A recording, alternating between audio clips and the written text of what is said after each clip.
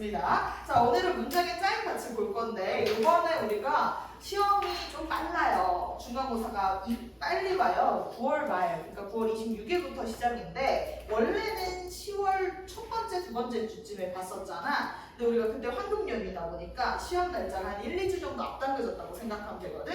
그래서 우리가 살짝 좀 빠듯할 수 있겠다 이런 생각이 들더라고. 2학기 시험 범위를 전체를 돌리는 게 생각보다 타이트할 수 있어서 나도 원래 같으면 복수시험 좀 길게 보고 이랬을 텐데 좀 바로 문장의 종류로 들어가 보도록 하겠습니다. 그래서 문장 끝나고 이제 다음 시간에 한글 맞춤법 다시 봐야 되고요.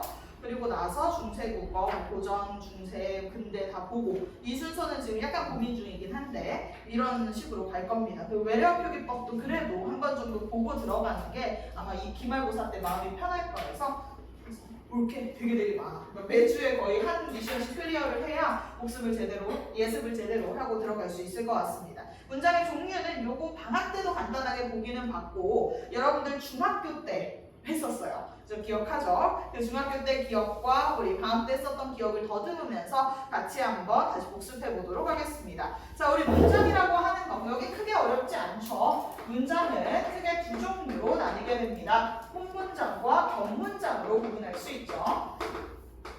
자, 우리 혼문장은 어떤 거야? 주어 서술어의 개수, 주어 서술어의 한 묶음의 개수가 몇 개인 거? 한 개인 친구를 혼문장이라고 부르죠. 그리고 우리가 이런 주어 서술어의 한 세트를 뭐라 그래? 절이라고 부릅니다. 절 한 개가 하나의 문장을 이루고 있는 것, 그걸 바로 혼문장이라고 부르는 거야. 주어 서술어 구조가 한 개, 한 번 나타나는 거. 근데 굉장히 길어도 상관없어요. 뭐 사이에 부사가 많거나 관형사가 많은 건 아무 소용이 없지. 우리는 주어 서술어의 개수만 세는 거잖아. 그래서 내가 예시로 든 문장 한번 같이 보면 나는 얌얌 점점 밥을 먹는다. 얌얌 점점 있어봤자 뭐 하겠어. 주술 구조는 나는 먹는다 이거밖에 없잖아. 자, 영희가 어제 일기를 썼다? 어제 같은 거 필요 없지 뭐. 영희가 썼다 이렇게 주술 구조 한 번만 나타나니까 둘 다 혼문장이 되겠죠. 자, 그럼 격문장은 어떤 거냐? 이러한 주술 구조가 절이라고 하는 게 몇 개 있는 거야? 2개 이상 있는 겁니다. 우리가 2개만 있지 않고 3개 있을 수도 있고 뭐 10개 있을 수도 있고 마음대로 다 집어넣을 수 있어요. 그래서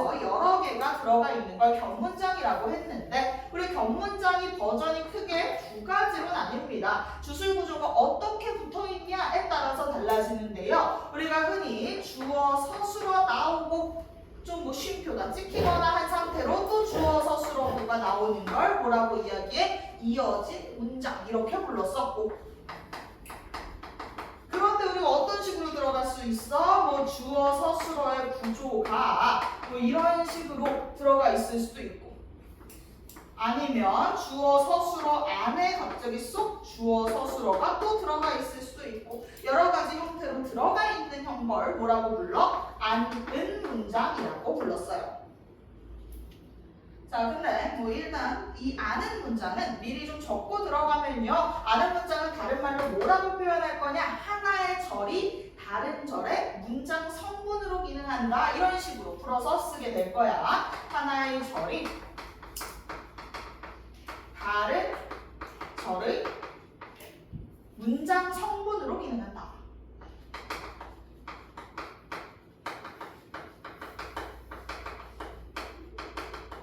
그래서 아까 방금 본 것처럼 주어 서술어라는 하나의 절이 주어로 기능할 수도 있고 아니면 뭐 목적어로 기능해서 안에 쏙 들어가 있을 수도 있고 아니면 관형으로 기능해서 다른 걸 꾸미고 있을 수도 있고 뭐 다양하게 들어갈 수 있는 거죠.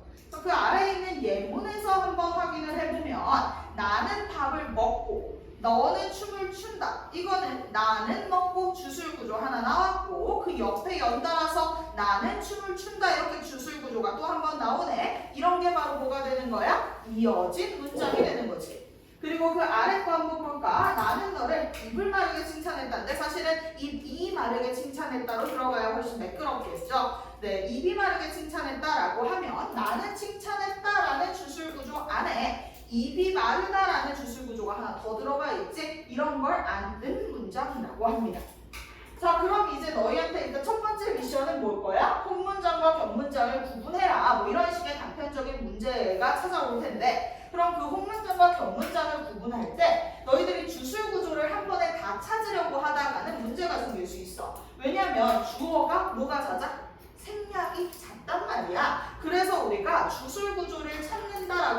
생각하고 미션을 갖고 문장을 보다 보면 주어 서술어가 안 보일 수 있어요. 그래서 여러분들이 찾아야 되는 건 뭐냐? 혼문자와 견문자를 구분할 때 너희들이 찾아야 되는 건 서술어야. 서술어가 될 수 있는 친구들의 개수를 세주면 걔가 2개 이상이야? 그럼 견문장, 1개야? 그럼 혼문장으로 보면 됩니다. 그럼 서술어를 찾아라라는 소리가 무슨 뜻이냐? 서술어는 우리 될 수 있는 애가 다 3개밖에 없었지. 우리 이번 시험 범위에 서술어의 종류 뭐 3개 이렇게 배웠었잖아. 서술어의 자격을 가질 수 있는 애 뭐밖에 없어? 동사, 형용사, 그리고 그치, 명사 플러스 서술격 부사이다. 이렇게 3개밖에 없단 말이야. 그럼 우리 문장에서 이 3개를 찾아주면 돼. 동사 몇 개인가, 형용사 몇 개인가, 뭐 흔히 그냥 가변어가 몇 개 있지 이 문장에서. 그걸 찾아보시면 됩니다. 그래서 여러분들은 주술관계에서 진짜 그냥 내 미션 자체를 주술관계를 찾겠다라고 했다가는 못 볼 수 있으니 그냥 서술어의 개수를 세자라는 마음가짐으로 들어가면 되고, 그때 우리가 찾는 건 동사, 형용사, 명사 플러스 이다를 찾으시면 됩니다. 자, 그럼 그 아래 거 바로 한번 봅시다. 한 30초 드릴게요.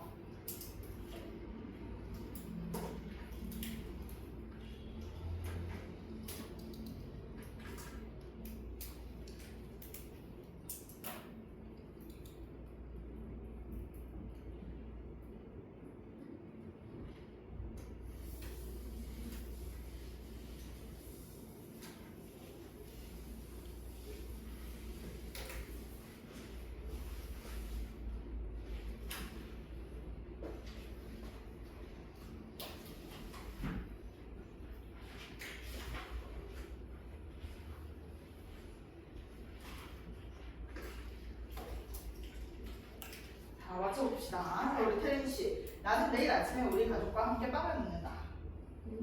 홍문장, 그치? 자, 그 다음 나는 우리 아이들을 입이 마르게 칭찬했다. 쭉 해주잖아. 견문장, 그치? 입이 마르다가 들어가 있죠? 자, 그 다음 3번, 너는 검은 모자가 참 잘 어울린다. 견문장, 맞아. 3번이 제일 중요했죠? 우리 너는 검은 모자가 참 잘 어울린다. 이거 애들이 많이 놓치지. 그냥 주술구조를 찾아라라고 하면 눈에 안 보일 때가 있어요. 그래서 우리가 뭘 찾자? 서술어가 될 수 있는 가변어의 개수를 찾자라고 했어. 그래서 검은이 이제 우리 형용사죠. 그래서 검은에 일단 동그라미 치고, 그 다음 어울린다에 동그라미를 쳐놔. 그럼 자, 일단 검은이 나왔다, 용언이 나왔다는 건 이거 하나의 절일 거라는 거야. 그럼 어떻게 안겼을지 우리가 추론을 해보자. 이거 어떻게 안긴 거야? 모자가 검따로 안겨있다는 거 알 수 있겠죠? 이런 겁니다. 그래서 잘 찾아줬어. 그 다음 인생은 짧고 예술은 길다?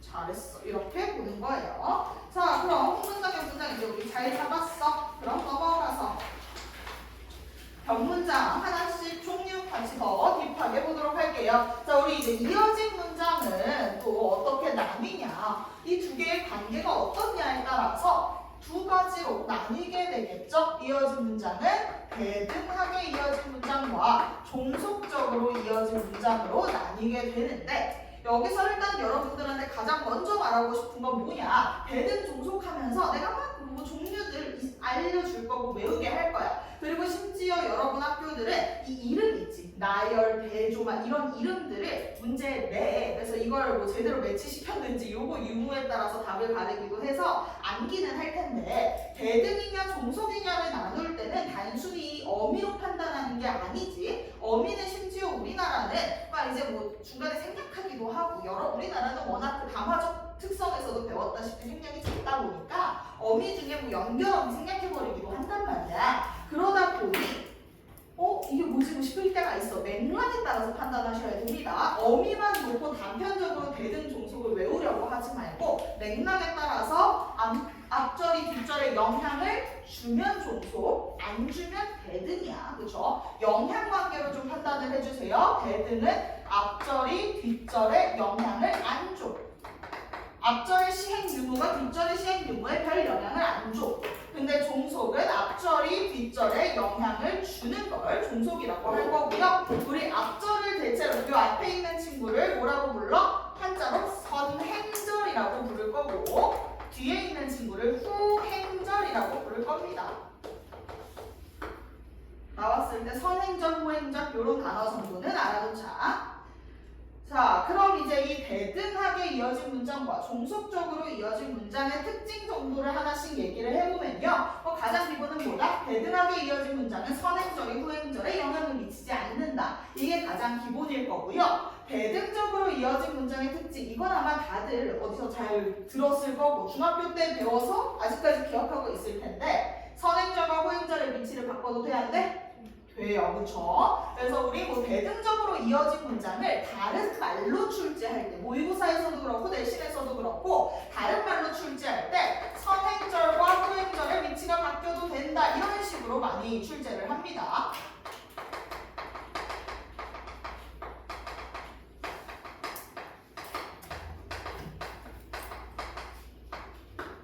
근데 선행절과 후행절 위치 바뀐다는 게 내용이 바뀌어도 뭐가 상관없다? 그러니까 내용의 차이가 생기지 않는다. 뭐 이 얘기인 거 다들 잘 알 겁니다. 그래서 우리 선행절과 후행절의 위치를 바꿀 수 있다. 자, 그리고 또 다른 특징으로 하나 정도 알아놓으면 좋겠는 건요. 앞문장과 뒷문장의 서술어가 동일한 뭐가 동일할 경우에 겹치는 게 있으면 생략이 가능해요. 어차피 얘네들은 뭐 다 똑같은 내용을 거의 반복하고 있는 걸 거기 때문에 대꾸법의 형태로 구성이 짜이게 되거든. 그러다 보니까 생략을 해도 별 문제가 안 생깁니다. 나와 철수는 떡볶이를 먹었다. 물론 이 케이스의 경우에는 좀 중의적인 문장이기는 해요. 만약에 함께 떡볶이를 먹었다면 좀 문제가 생기거든. 함께 떡볶이를 먹었으면 혼문장으로 보고 내가 떡볶이를 먹고 철수도 각자 떡볶이를 먹었으면 또 변문장으로 보기 때문에 요 문장은 안 나올 거야. 하지만 그냥 이런 게 있다는 걸 알려주기 위해서 예시를 짠 거라고 생각해 주시고요. 이렇게 내가 떡볶이를 먹었고 철수가 떡볶이를 각각 먹었어. 그럼 그냥 어떻게 쓸 수 있어? 나와 떡볶이는 어제 저녁으로 뭐 떡볶이를 먹었어. 뭐 이런 식으로 썼을 때 변문장으로 봐야 한다는 겁니다. 뭐 디테일한 부분, 뭐 아까 이야기한 것처럼 함께 이런 디테일한 건 지금 외우려고 하다가는 기본이 안 쌓일 수 있으니까 그건 우리 어차피 내가 다 봐주잖아. 시험 때. 그러니까 그때 다시 세부적인 건 채워넣도록 하겠고요. 지금은 이렇게 겹치면 생략될 수 있겠구나. 겹친 건 없는지 생각해보자 정도까지만 알아놓으시면 되겠습니다. 자, 그럼 대등적으로 이어진 문장이라고 하는 건 예를 들면 어떤 게 있냐 뭐 이런 거지. 자, 뭐가 있을까? 나는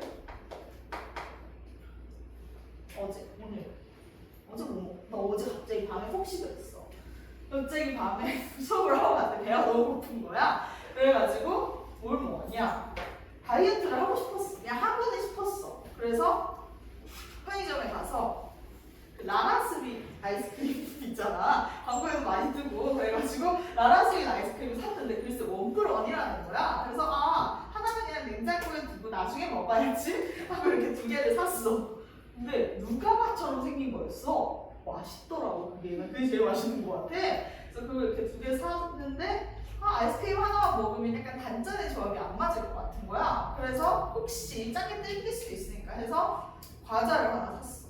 그래서 먼저 라라스윗 아이스크림 먹었지? 배가 좀 차더라고. 그래서 근데 뭔가 그래 약간 좀 어차피 작업할 게 좀 있어서 과자를 뜯었어. 과자를 먹었는데 단계 땡기는 거야. 그래가지고 그 라라스윗 원플 어디였었기 때문에 그걸 과자 하나 다 먹고 이제 야무지게 이제 혈당 스파이크를 맞춰서 잠에 들었거든. 어쨌든 나는 어제 아이스크림을 먹었어. 아이스크림을 먹고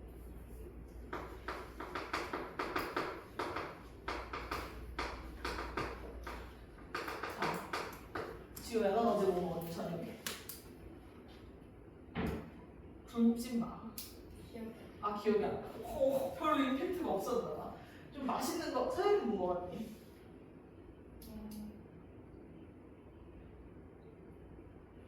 원래 전반적으로 먹는 거에 그런 의의를 두지 않는. 그래서 나는 굉장한 의의를 두는 사람이거든. 먹기 위해서 사는.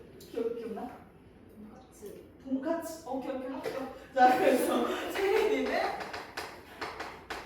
근데 어제 같은 경우에 겹치니까 생각해도 상관은 없습니다. 세린이는 돈까스를 먹었다. 자, 이런 문장 같은 경우 내가 먹은 것과 세린이가 먹은 것은 아무런 영향관계가 없겠지. 이런 게 바로 뭐가 되는 거야? 나열이 되겠죠. 근데 이거 단수는 어미만 바꾸면 대조가 돼요. 나는 어제 아이스크림 먹었지만으로 바꾸면 뭐가 돼? 대조가 되는 거고, 고라고 쓰면 나열이 될 거예요. 우리가 뭐 나열과 대조 같은 경우에는 학급 차이기 때문에 그냥 어미로 판단해 주셔도 상관은 없습니다. 대등과 종속을 맥락을 보시고요. 그 안에서 대등인 게 확실한 상태에서는 지만이면 대조, 고면 나열 이런 식으로 보시면 돼요. 자, 그리고 나열 대조까지는 당연히 알 거고, 자 마지막 든지나 거나 같은 게 붙어서 뭐의 의미를 가질 경우? 선택의 의미를 가질 경우 우리 대등으로 봅니다. 사실 든지나 거나는 조금 문장 보면 뭔가 애매할 수 있어. 든지는 그냥 먹든지 말든지 이런 식으로 나올 거야. 그럼 먹는다 만다 이게 대등한 옵션이라고 생각하면 됩니다. 선택은 좀 따로 기억해서 선택의 경우는 대등이에요. 자, 그럼 그 다음 종속 케이스를 한번 같이 봅시다. 자, 종속 케이스는 우리가 어떤 특성들을 또 갖고 있냐? 얘는 선행절과 후행절의 순서를 바꿀 수 있을까 없을까? 없어요. 대신 얘도 가능한 게 있거든. 선행절과 후행절이 뭐가 가능한 게 하나 있어. 이걸로도 많이 바꿔서 출제가 되는데요. 말을 그냥 종속적으로 이어진 문장이라고 주면 심심하니까 요 말로 바꿔서 종속을 내는 경우가 있습니다. 선행절이 후행절 주어 뒤로 들어갈 수 있어요. 그래서 좀 굉장히 독특해요. 이거는 대등은 불가능해. 서로서로 이게 불가능합니다. 대등은 선행절, 후행절 위치는 바꿀 수 있지만 선행절이 후행절 주어 뒤로 들어갈 수는 없어. 예를 들어 채린이는 나는 어제 아이스크림을 먹었지만 돈까스를 먹었다 이런 기문이 돼버리잖아. 뭐 이상한 문장이지. 근데 종속적으로 이어진 문장은 그게 가능하거든. 예를 들어서 보면 가장 쉬운 거 하나 들어드릴게요. 비가 와서 길이 미끄럽다. 어떻게 돼? 비가 와서가 길이라는 후행절의 주어 뒤로 들어가도 내용이 변동이 없죠. 비가 와서 미끄럽다 라고 해도 똑같단 말이야. 그렇기 때문에 우리 이 케이스도 알아놓으셔야겠습니다. 선행절이 후행절 사이로 들어갈 수 있다. 엄밀히 이야기하면 주어 뒤로 이동이 가능하다.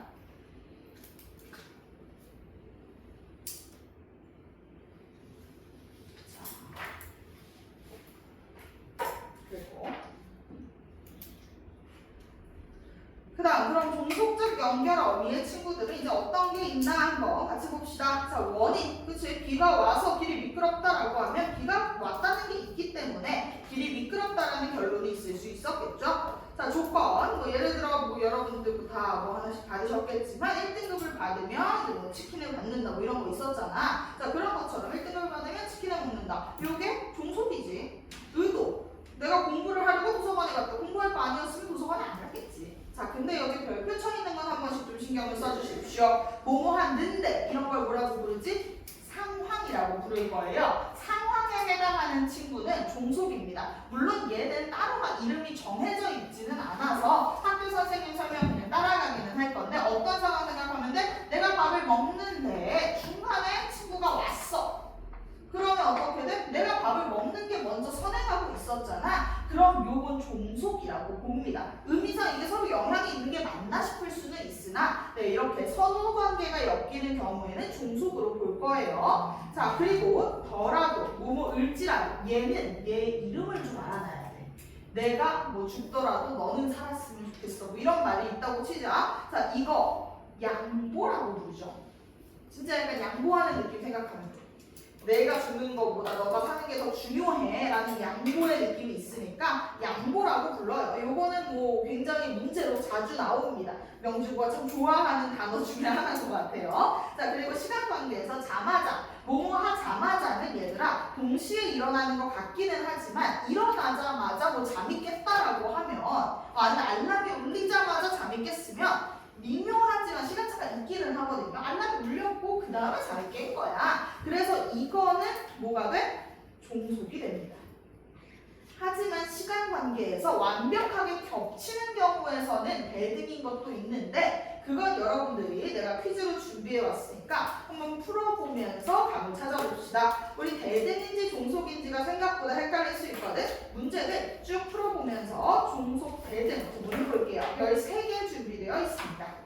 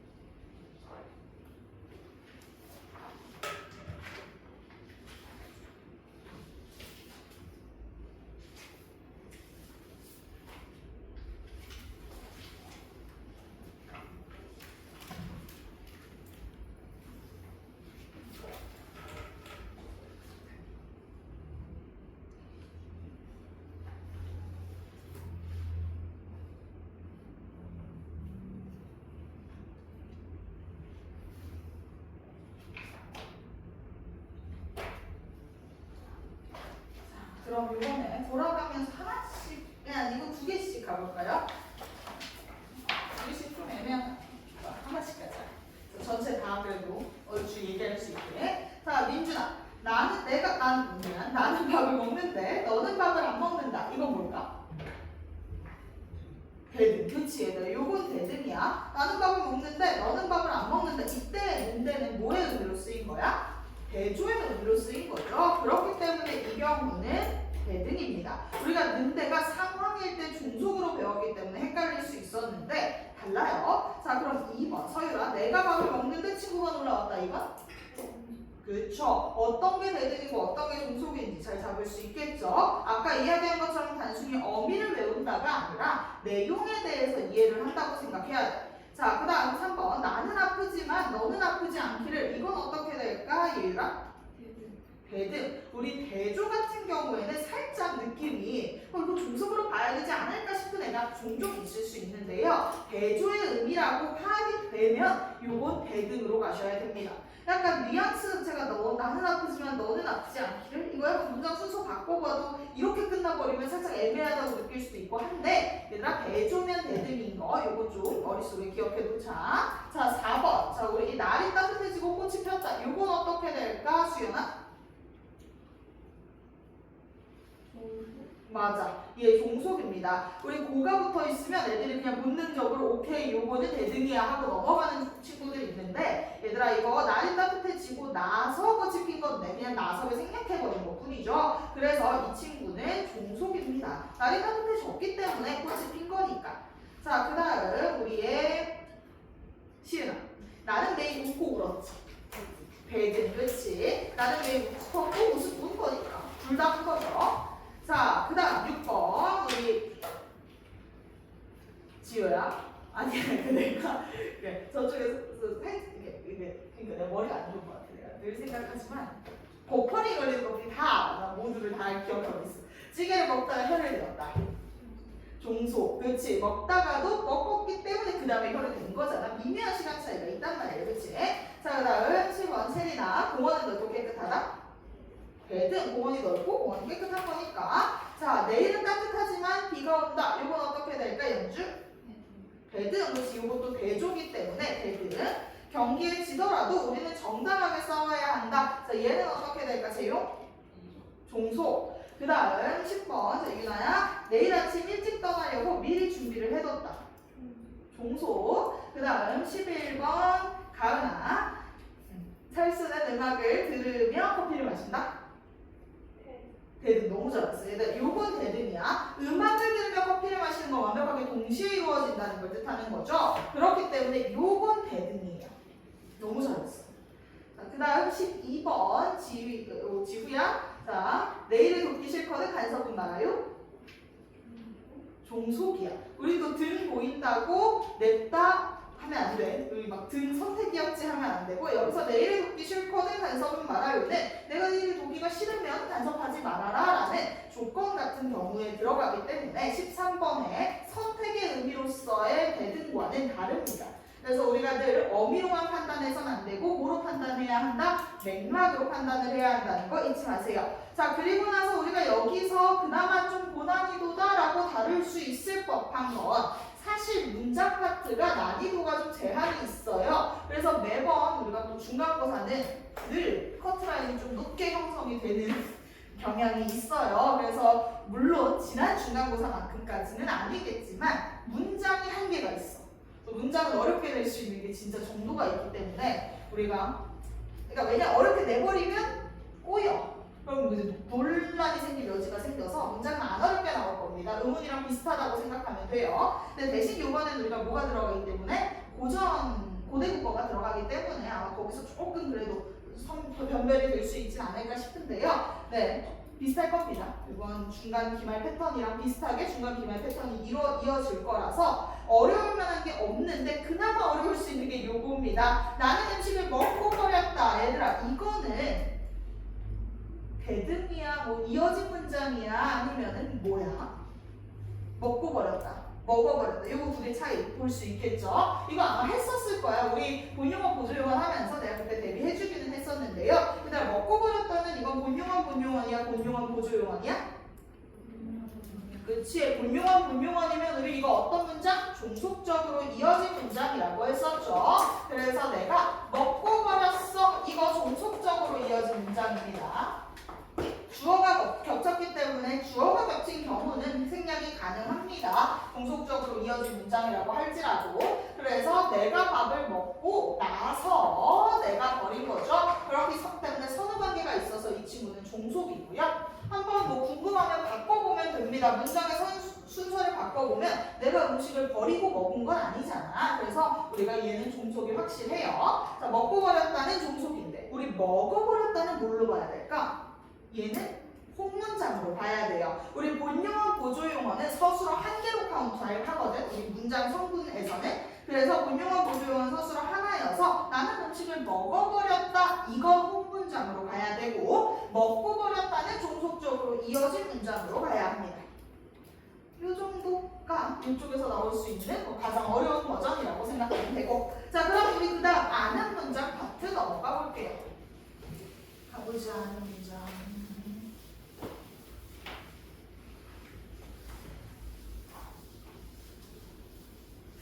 아는 문장은 하나의 절이 다른 성분에 이제 문장 성분으로 들어가 있는 건데요. 다른 절에 자 문장 두 개가 나란히가 아닌 한 문장이 안긴 문장을 포함하고 있는 문장인데 얘들 아는 문장과 안긴 문장 사실 나도 수업하다가 말이 꼬이면 아는 문장을 안긴 문장이라고 하기도 하고 안긴 문장을 아는 문장이라고 잘못 말하기도 하는데 얘들아 겉에 있는 게 아는 문장 그 안에 들어간 게 안긴 문장이에요. 이런 것도 한 번씩 잘 보면서 푸셔야겠습니다. 근데 얘들아 모든 서술어들이 다 안긴 문장이 될 수 있다고 보는 걸 일단 작년까지는 명식으로 그렇게 봤어요. 자, 이거 선생님께 질문해야 하는 거 하나 문장 적어드릴게요. 앞타임에서도 언급하긴 했는데 지금 혜진쌤이 진도를 나가고 방학이 언제지? 어제? 아직 안 해. 다음 주 월요일이면 금방 하겠구나. 바로 방학식이라서 뭐 방학식 때 진도 안 나가실 테니까. 진도 지금 어디까지 나가셨니? 영사진. 그거 얘기하면서 어떤 문장 이거는 아는 문장 아니라고 얘기하셨다 그래서 그게 어떤 문장이었어? 혹시 한번 확인해줘. 그 문장이 있었다고 나도 얘기를 들었는데 혹시 일단 내가 이렇게 늘 여쭤보는 것 중에 하나가 이 문장을 여쭤보거든. 내가 밥을 맛있게 먹는다.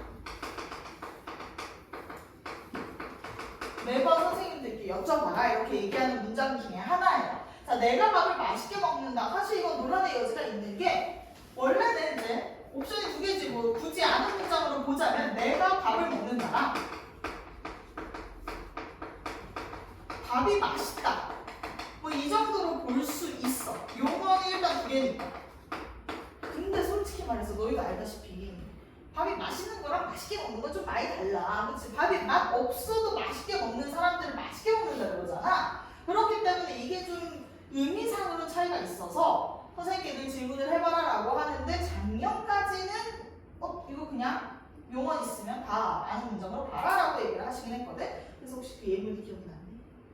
까먹었어. 괜찮아. 그거 다음주에 알려줘. 아직 우리에게 방학이 남았으니까. 그래서 요거 정도는 한 번씩 이제 검증을 받기는 받아야 되는데 일단 난 작년을 기준으로 똑같이 설명을 하면 그냥 명지고도 그렇고 사실 대부분의 학교가 용어 있으면 다 아는 문장으로 봐라. 이렇게 가시기는 해요. 왜냐하면 이렇게 들어가 버리면 의미를 뭐로 해석을 할 거냐에 따라서 또 논란의 여지가 생길 수 있잖아. 그래서 근데 엄밀히 얘기하면 이런 게 문제인 거야. 문장 파트가 이거 뭐 맥락 어떻게 볼 건데 견해에 따라 다를 수 있잖아. 그래서 이런 건 좀 우리가 시험 때 들어가면 선생님 견해를 좀 반영을 해야겠지만 일단은 방학 때까지는 작년 걸로 고수해서 용어이면 다 아는 문장으로 보는 식으로 진행을 할게요. 자, 아는 문장 종류별로 하나씩 같이 볼 텐데요. 아는 문장은 명사절, 관형절, 부사절, 서술절, 인용절 이렇게 총 5가지가 있습니다. 자, 명사절부터 같이 들어가 보겠습니다. 명사의 기능을 하는 절을 안고 있는 거야. 특정 이제 품사의 기능을 하는 절이 안기게 되는데요. 어떤 게 들어가는 거야? 뭐 예를 들어 내가 자다. 근데 그게 실수잖아. 이해할 수 없어. 난 옛날에 난 자는 게 너무 싫었거든. 아직도 기억이 나. 어렸을 때는 엄마가 자라 그러면 그게 싫었어. 그래서 안 자겠다고 생각이 들었는데, 근데 엄마가 그때 나한테 이 소리를 했었거든. 너 지금 몇 년만 지나봐라 자고 싶다고 그럴걸? 이런 얘기를 해서 그때 되게 의아해하면서 잠에 들었어. 왜 어른들은 자고 싶어 하지? 이 생각을 하면서 잠에 들었는데 지금은 어떻게 자는 게 싫을 수가 있나 싶어. 자, 근데 내가 자다 이걸로 뒤에 조사 붙여서 명사처럼 쓰고 싶대. 그럼 다 대신에 뭘 붙이면 돼? 기를 붙이면 되겠죠. 뭐 자기가 싫다. 물론 뭐 이거는 뭐 내가 자기가 싫다 이러면 너희가 읽기 조금 뭐 애매하긴 하지. 우리는 흔히 주어를 생략하니까. 하지만 이렇게 다 대신 기를 붙이면 명사절을 만들 수 있어요. 자, 그럼 명사절을 만드는 방법은 뭐가 있어? 내가 원하는 어떤 하나의 절에 어미를 뭘 붙여주면 돼? 전성어미 기를 붙여주면 되는 거야. 명사형 전성어미 기를 붙이면 그게 명사절을 만들 수 있습니다. 명사처럼 기능하는 절을 앉게 된 거지. 자, 근데 얘들아, 그럼 명사절은 문제가 하나의 문장 성분은 아니죠. 우리는 명사처럼 기능하는, 그러니까 즉 뒤에 조사가 붙을 수 있는 형태의 절을 만들어준 것 뿐이잖아. 그러면 얘는 문장 성분으로 기능할 때 어떤 문장 성분으로 기능하게 될까? 주어로 당연히 기능하겠죠. 우선 주어로 지금 기능하고 있죠. 내가 자다라는 주술 구조가 지금 주어로 예쁘게 기능을 했어. 자, 그리고 또 뭐로 기능할 수 있을까? 목적어. 그리고 또 보어가 나와야 정상이잖아. 근데 보어로 쓰이는 경우는 없고요. 부사어로 쓰입니다. 그래서 잘 적어줍시다. 안긴 문장은요. 조사와 같게 결합해서 주격조사가 뒤에 붙어있으면 주어로, 그 다음 목적격조사가 붙어있으면 목적어로, 부사격조사가 붙어있으면 부사어로 기능하게 됩니다. 그리고 가끔씩 관형어로 쓰여요. 그래서 총 사실 4개로 하는데 보편적으로 관형어로 쓰이는 경우 정말 특수해서 몇 개 없어서 3개로 외우시고 관형어도 된다 이렇게 기억하시면 됩니다. 주어, 목적어, 부사어 그리고 관형어도 돼. 자, 예를 들어서 보면요. 그가 천재임이 밝혀졌다. 자, 이 문장은 혜린아 얘는 뭐로 기능한 거지? 그가 천재다라는 명사절이 주어, 그렇지. 이런 식으로 주어로 기능할 수 있죠. 뒤에 주격조사, 이가, 에서가 결합하면 돼요. 우리 격조사는 평생 기억해야, 평생은 아니고 우리 올해까지는 기억해 주셔야 돼요. 자, 그 다음 나는 그것이 사실이기를 바란다. 요거는 뭐로 쓰인 걸까, 민준아? 목적어. 자, 그 다음 지금은 집에 가기에 이른 시간이다. 요건 뭘로 쓰였을까? 서율, 부사어. 그 다음 내가 집에 가기 전에 가게를 방문했다. 요건 뭘로 쓰였을까? 예유, 그렇지. 이게 관형어로 기능한 케이스예요. 관형어로 기능하는 케이스는 거의 뭐 전이랑 쓰이는 거 말고 나도 문제에서 본 적은 없는 것 같은데요. 내가 집에 가기 전에 같은 경우 집에 가기에 명사형 전성어미가 붙었고 거기에다가 이 친구가 전이라는 명사를 수식하고 있어서 관형어로 기능을 하는 거죠. 자, 그리고 우리 이런 애들을 표지라고 부를 거예요. 옆에 표지 쓰는 부분에다가 명사형 전성어미 기가 붙는구나 이렇게 적으시면 되겠고요. 표지라고 하는 거 그냥 식별하는 표식이라고 생각하시면 됩니다. 이게 명사절이구나라는 걸 알 수 있는 표식이 기가 붙어 있으면 이게 명사절인 걸 알 수 있거든. 자, 근데 그나마 명사절 파트에서 좀 어렵게 나올 수 있는 거 역시나 뭐가 있을 거야? 얘들아, 나의 걸음으로 너를 따라잡았다. 여러분들이 문제를 풀다 보면 어떤 실수를 저지르냐? 우리는 아는 문장을 체크할 때 또 여러 문장을 계속해서 분석을 해볼 거야. 거의 이제 시험 때 개념보다 더 중요한 게 예문에 적용하는 거거든요. 이쪽 파트는. 그래서 막 한 100개 정도 주고 막 내가 그걸 하루 종일 하는 날 있을 거야. 자, 그걸 막 하루 종일 하고 있으면 너희들이 습관적으로 기만 보이면 이제 냅다 그냥 명사절 하고 넘기게 되거든. 그러면 너희한테 생길 수 있는 문제가 기가 뭐일 가능성? 접사일 가능성이 있다는 거야. 나의 걸음으로 너를 따라잡았다. 이거 명사절이야? 아니야. 왜? 이때 은 접사가 붙어서 품사가 명사가 된 거죠. 요걸 구분 가능해야 한다라는 겁니다. 그래서 뭐 예를 들어서 내가 빠르게 달리기가 는 싫어. 뭐 이런 말이 있다고 치자. 내가 빠르게 달리는 건 뭐 싫어. 다른 달리기는 싫어. 뭐 이렇게 이야기를 했을 때 이때는 뭐가 돼? 이때 달리기는 명사절이 돼요. 그치? 왜? 이때 기는 뭐야? 부사어의 수식을 지금 받고 있는 걸 보면 이때 기가 어미라는 걸 알 수 있으니까 1명사형 전성 어미가 붙은 거니까 명사절이야. 그런데 뭐는 안 돼 명사절이? 그냥 나는 달리기가 싫어. 달리기라는 그 종목이 싫어. 종목이 싫대. 그럼 이 달리기는 여기서 이때 기는 우리 뭐로 봤어? 접사로 봤었잖아. 그럼 얘는 그냥 품사가 명사기 때문에 명사절이 돼? 안 돼? 안 된다는 거지. 요걸 구분할 수 있어야 됩니다. 그나마 명사절에서 제일 어렵게 나올 수 있는 게 이쪽. 출제 포인트가 여기겠죠? 어미냐 접사냐.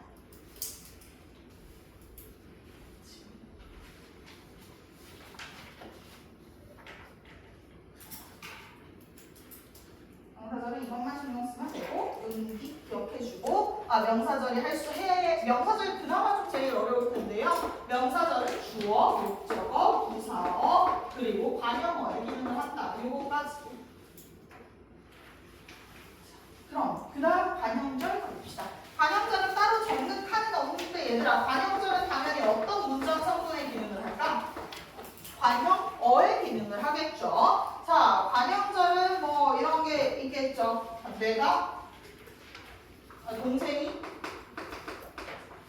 빵을 먹어. 근데 그걸 내가 샀어. 그러면 이걸 어떻게 해줄 거야? 내가 뭐 이렇게 니은 같은 거 붙여가지고 빵을 꾸미게 만들 수 있겠죠? 이게 바로 관형절일 거야. 그럼 관형절은 어떤 어미를 사용했는지 우리 바로 알 수 있을 겁니다. 전성어미 여기서는 은을 썼죠. 우리가 니은을 그냥 은이라고 이야기를 하지. 은, 그 다음 는, 번, 은 이렇게 총 4개였습니다. 은는, 던을 먹은, 먹는, 먹던, 먹을 이런 식으로 들어갈 거예요.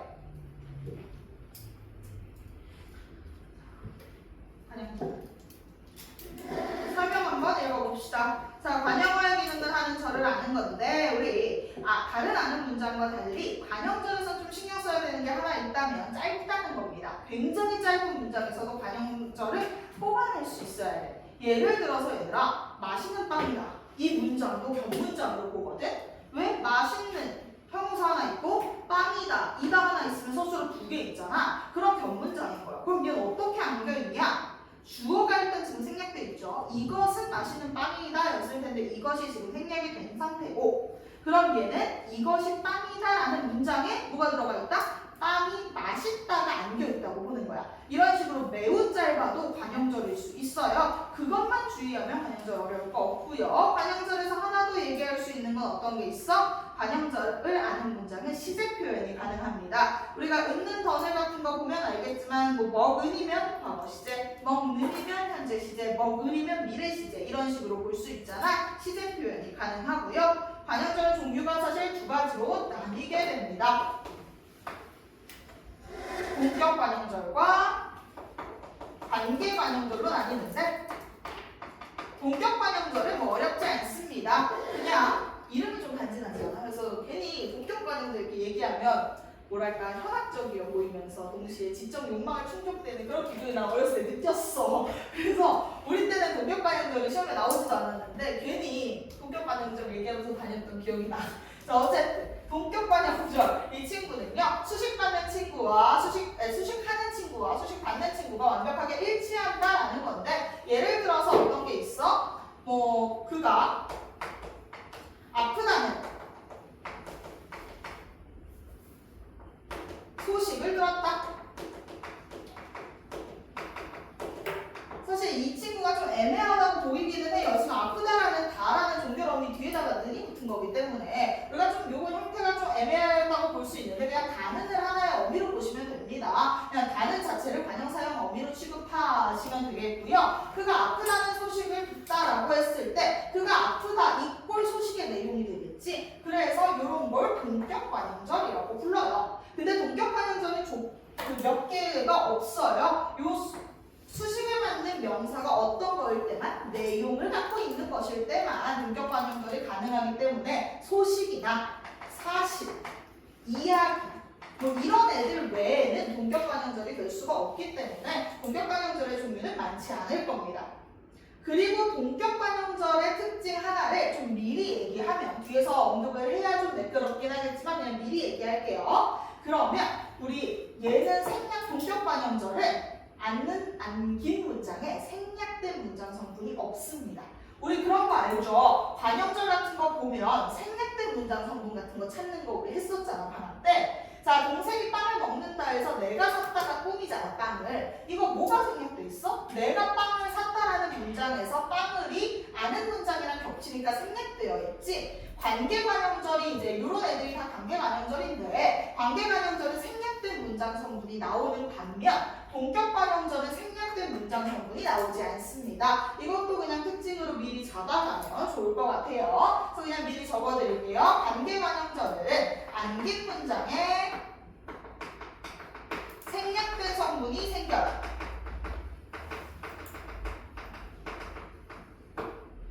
그런데 동격관용절은 이것 자체가 그냥 소식이기 때문에 그 자체의 내용이 생략될 수는 없겠죠. 그래서 안긴 문장에 생략이 없습니다. 좀 이따가 생략된 성분이 뭔지 찾는 거 할 거니까 그때 좀 더 감 잘 잡을 수 있겠죠.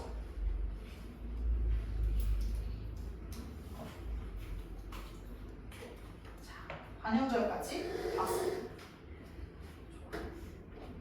그럼 이제 부사절, 서술절, 인용절 하면 끝나요. 가보자.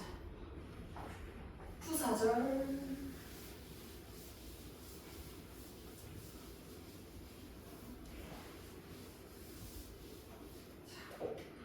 부사절은 뭐겠어? 부사어의 역할을 하는 친구겠죠. 자, 하나의 절이 부사어의 역할을 하는 친구를 부사절이라고 부릅니다.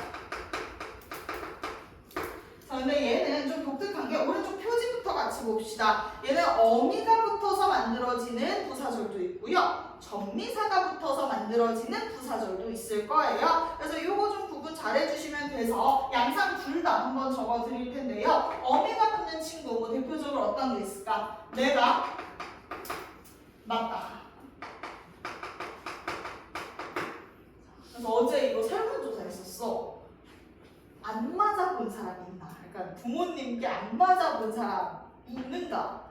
에 대해서 설문조사 했는데 어제 10명 중에 2명은 한 번도 맞아본 적이 없대. 부모님한테. 그래서 약간 요즘은 진짜로 안 때리는 게 맞는 건가? 그러니까 나는 때려야 된다 주의거든. 그러니까 나도 조금은 맞았어. 그러니까 뭐 받아쓰기 틀리면 회초리 하는데 뭐 이 정도 맞았단 말이야. 그리고 청소 안 하고 한 번 정도 맞은 적 있었어.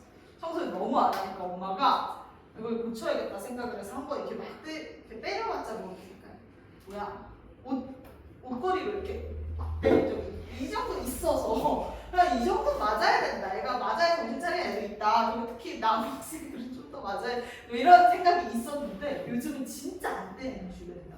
난 태어나서 한 번도 엄마한테 맞아본 적 없다. 손.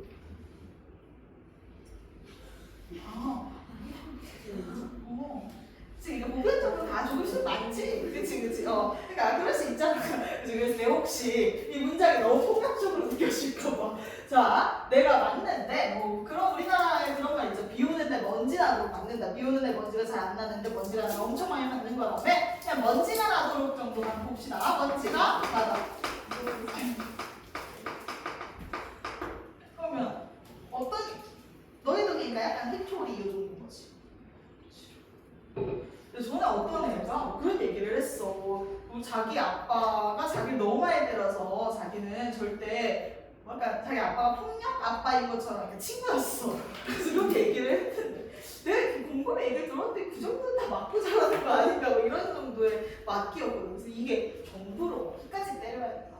이게 참 그런 거였어. 어쨌든 자, 내가 먼지가 나도록 봤다 라고 쓸 수도 있고 뭐라고 쓸 수도 있고 먼지가 나? 개 같다 이런 식으로 쓸 수도 있겠죠. 우리 도록이나 개 같은 어미를 집어넣으면 뭐를 만들 수 있어? 부사절을 만들 수 있습니다. 자, 그런데 우리가 어미를 통해서만 만든 게 아니라 이것도 양은 적지만 이라는 정리사가 붙었을 때도 이걸 절로 보거든. 원래 우리가 절로 보려면 서술성이 있어야만 미안. 괜찮아. 딱 타이밍 나쁘지 않았어. 자, 그럴 수도 있는데 우리가 보인 경우에도 어미가 붙는 경우에는 부사절을 절로 보거든. 근데 몇 개만 그래요. 다 그렇지는 않아. 하늘을 높이 나는 뭐 비행기 요거를 다 절로 보자는 건 아니고요. 몇 가지만 그렇습니다. 예를 들어 이런 친구. 나는 똑똑하다. 근데 동생과 달리 동생과 다르다 이런 걸 이야기를 할 때 요거 뭐 붙여도 이를 붙여도 사실 똑같잖아. 요 케이스는 진짜 그냥 100% 똑같잖아. 동생과 다르게 뭐 이렇게 써도 상관은 없으나 달리로 쓸 수도 있겠죠. 그리고 여러분들도 아시다시피 달리는요 다르에다가 이가 붙어서 약간 용언의 불규칙 활용해가지고 달리가 된 거거든. 그래서 접사 이가 붙어서 달리가 된 겁니다. 그치? 나는 동생과 달리 똑똑하다. 뭐 이런 거 다 아는 문장으로 볼 거야. 요걸 난 요번에 동생이랑 단둘이 해외여행을 갔다 왔어. 정말 놀라운 일이야. 남동생과 단둘이 해외여행. 너희 나중에 한번 시도를 해봐. 네 동갑이면 더 괜찮지. 쌍둥이면 그렇게 봤으면 좋겠어. 근데 난 재밌었어. 안 싸웠는데 내가 뭘 느꼈냐면 나는 내 동생이 귀찮아서 영어를 안 하는 줄 알았어. 가족여행을 가면 내가 영어를 하는 거야. 너희도 알다시피 난 영어 못하잖아. 근데 내가 영어를 하는 거야. 그게 난 너무 불만이었던 거야. 그래서 요번엔 너가 해라 라고 했어. 그랬는데 영어를 안 하는 게 아니라 못하는 거였더라고 얘가. 아니 나보다 대학도 좋고 이러니까 그러면 당연히 잘하겠지 생각을 안 했던 거야. 그랬는데 놀이공원에 갔어 우리가. 그 놀이공원에 간 이유도 웃겨. 원래 그 다낭 가면 꼭 타는 헬리콥터가 아니고 뭐야 케이블카가 있어. 무섭대. 그래서 그 케이블카를 타자. 그거 다 탄다고 하더라. 그래서 타자고 했는데 그러더니 갑자기 근데 그 케이블카를 꼭 타야 되니? 그래서 그게 세상에서 제일 긴 케이블카라서 되게 의미가 있을 거다. 이랬더니 세상에서 제일 길다는 건 떨어질 확률이 제일 높은 거 같아. 무슨 소리야? 네, 그래서 자기는 할 수 없대. 그래가지고 그럼 뭐 하고 싶냐 했더니 동물원에 가고 싶대. 그래서 사파리에 갔어. 동물들 가까이에서 이렇게 보고 열심히 사진 찍고 왔는데 어쨌든 그 동물원에 가는 날이 문제였어. 근데 동물원에 가서 설명을 들었어. 이제 사파리가 몇 시부터 몇 시까지다 이걸 얘기해 주셨어. 10시부터 6시 반까지래 오후. 그때 우리가 갔을 때가 3시 정도였거든. 그래서 그러면 언제든지 다 하는 거냐? 네, 계속 있다. 그러니까 언제든지 가서 사파리 구경하면 된다. 뭐 이런 식으로 해서 알겠다 하고 내가 그럼 사파리 가자 하고 했어. 영어로 설명 다 들었고. 근데 갑자기 내 동생이 옆에서 또 들은 거야. 뭔가 듣긴 들었어. 그때 나한테 뭐라고 했냐면 지금 3시인데 어떻게 가냐? 6시 반까지라고 했는데 걔 6시 반부터라고 들은 거야. 그래가지고 6시 반부터인데 어떻게 지금 가서 어차피 사파리 못 보는 거 아니니? 그래서 내가 무슨 소리냐? 6시 반까지라고 하지 않았냐? 아니 자기 말이 맞대. 고집도세. 근데 다시 물어봤어. 그랬더니 이제 다시 들은 거지. 그랬더니 알겠대. 그래서 내가 걔한테 제발 학교 일에 먹칠하지 말고 자퇴를 해라. 뭐 이렇게 부탁을 했는데 너무 멍청한 거야. 그랬지. 나 동생과 달리 똑똑하다. 뭐 이럴 수도 있고.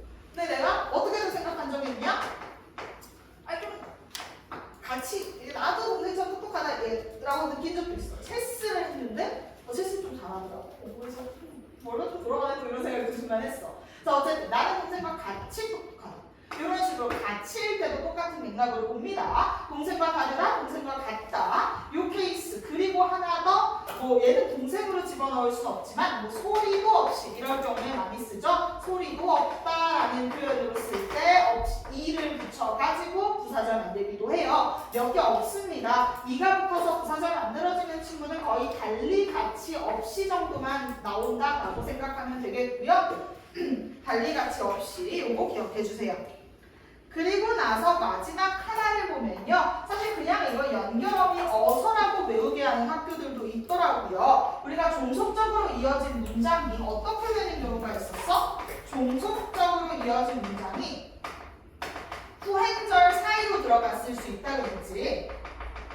이럴 때는 종속적으로 이어진 문장이라는 게 파괴되지. 예를 들어서 아까 썼던 거 그대로 적어보도록 하자. 길이 비가 와서 미끄럽대. 이렇게 되면 이미 얘 주술 구조의 생김새가 이렇게 짜이게 되잖아. 그럼 어떻게 되는 거야? 아는 문장이 되겠죠. 그래서 이걸 부사절로 아는 문장으로 봅니다. 종속적으로 이어진 문장이 순서가 바뀌어서 후행절 사이로 들어오게 되면 뭐가 돼? 부사절로 아는 문장이 돼요. 그러나 몇 가지의 이유로 인해서 우리가 거의 서가 붙는 친구들만 여기에 해당하긴 할 거야. 그래서 우리 뭐 서가 붙는 친구가 가장 대표적이고, 요거 내가 갑자기 예문 적을 때 을을 생각해버렸더라고. 내가 빵을 배가 고파서 먹었어 뭐 이런 식으로 적거나, 내가 배가 고파서 빵을 먹었어가 좀 더 적합한데 내가 왜 문장을 빵을 였다가 적었는지 모르겠기는 해요. 근데 어쨌든 간에 이렇게 사이로 들어갔을 때, 종속적으로 이어진 문장이 사이로 들어갔을 때는 뭐가 된다? 부사절이 된다.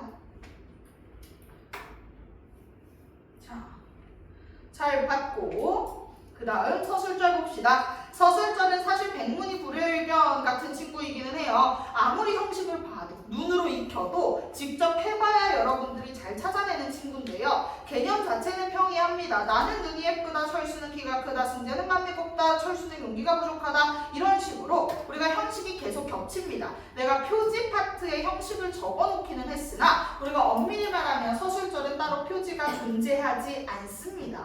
그래서 서술절은 표지가 없고요.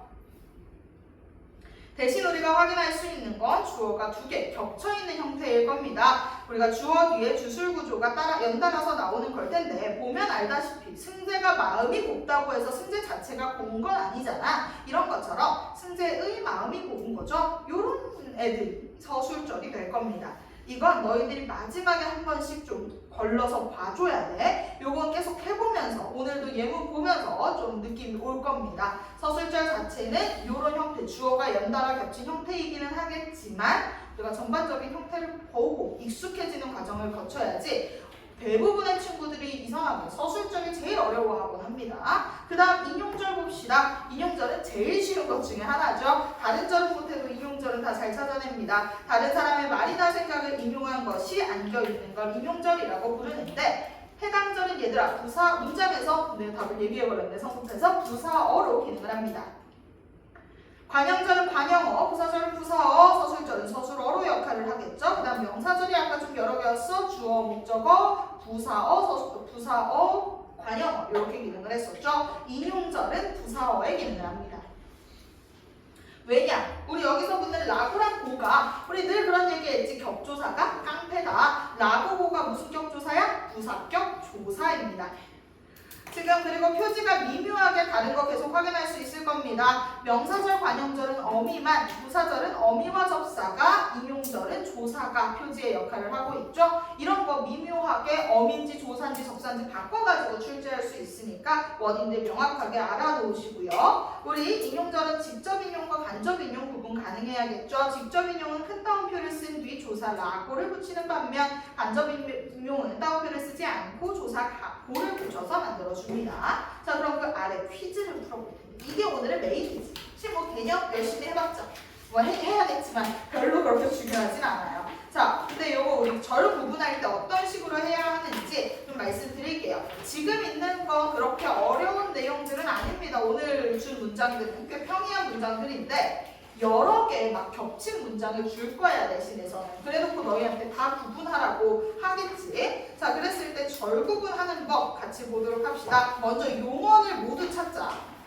그리고 나서 어떤 표지가 있는지에 따라서 절을 구분하는 거예요. 음기가 붙어 있어? 그러면 너의 명사절. 이런 식으로. 그리고 마지막으로 꼭 해줘야 되는 게, 서술절은 얘들아 서술어가 하나라는 게 함정이야. 서술절은 주어는 두 개인데 서술어는 하나지. 그래서 마지막으로 서술절은 없는지를 좀 전반적으로 봐줘야 됩니다. 요 세 가지 관계를 잘 생각하고 적용해서 지금 풀어볼게요. 1번부터 10번까지. 시작.